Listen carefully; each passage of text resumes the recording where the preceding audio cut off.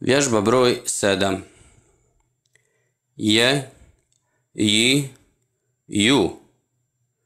Jedun. Zujin.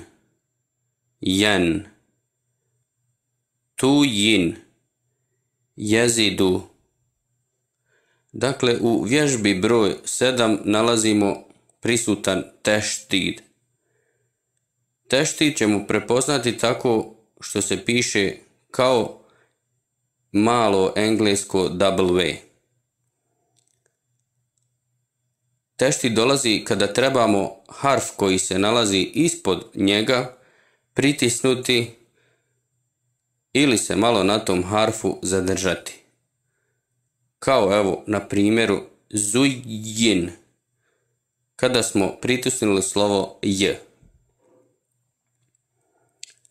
Zujine bi ayyi dharratin yarithu inna ithnayni yaraw wariya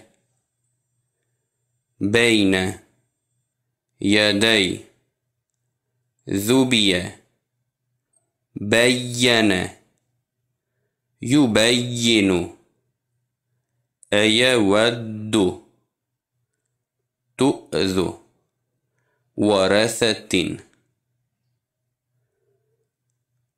Kada se nalazi hemze iznad vava ili ja, onda se vav ili ja ne čita.